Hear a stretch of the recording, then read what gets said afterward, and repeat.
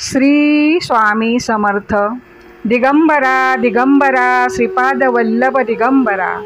अवधूत चिंतन श्री गुरुदेव दत्त। श्री स्वामी समर्थ महाराज की जय।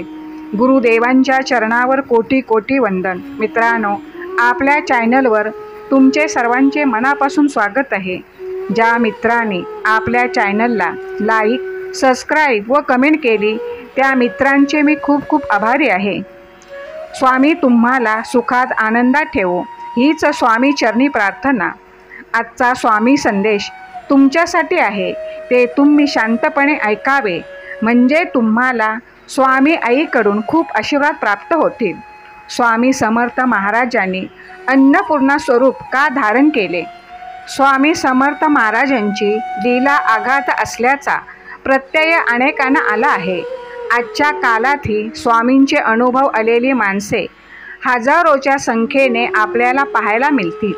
स्वामी कृपेचा कृतकृत्य भाव प्रत्येकाच्या बोलण्यात वागण्यात आल्याचे प्रकर्षाने दिसून येते। स्वामी समर्थ महाराजांनी अनेक भक्तांना वेळोवेळी मदत केल्याचे दिसून येते। अनेक कथा अनुभव यातून स्वामी समर्थ महाराज आपल्या भक्तांना कधी एकटे पडू देत नसत हेच स्पष्ट होते।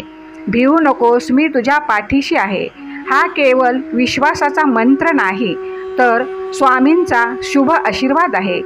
अशक्यही शक्य करतील स्वामी, अशी अनेकांची आजी श्रद्धा आहे। अशाच एका प्रसंगात भक्तांसाठी स्वामी समर्थ महाराजांनी अन्नपूर्णा रूप धारण केले। स्वामींच्या या अन्नपूर्णा स्वरूपाचे पूजन ठिकठिकाणी केले जाते। नेमके काय घडले जाणून घेऊया।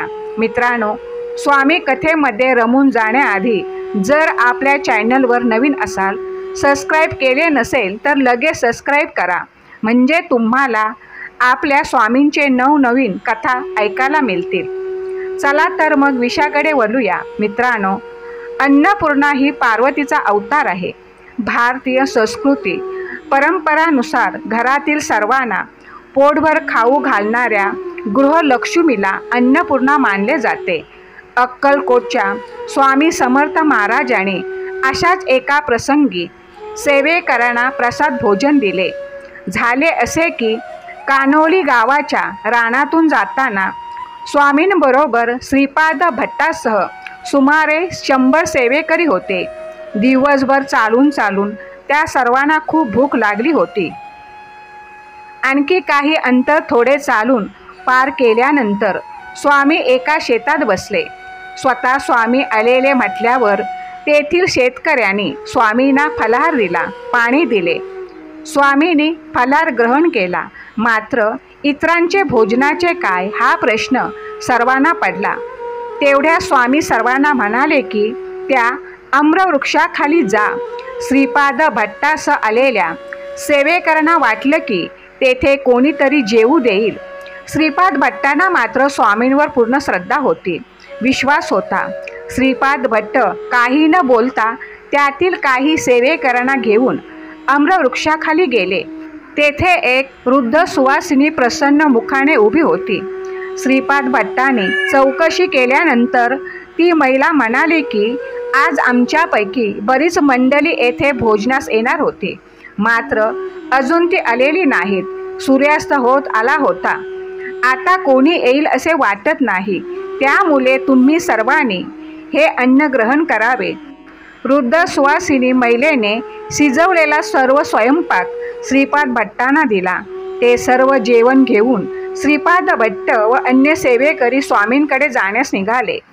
श्रीपाद भट्टाने त्या सुवासिनी महिलेसही स्वामींकडे येण्याचा आग्रह केला, मात्र तुम्ही पुढे चला, मी मागहून दर्शनाला येते असे म्हणून त्यांनी श्रीपाद भट्टांना पुढे पाठवून दिले।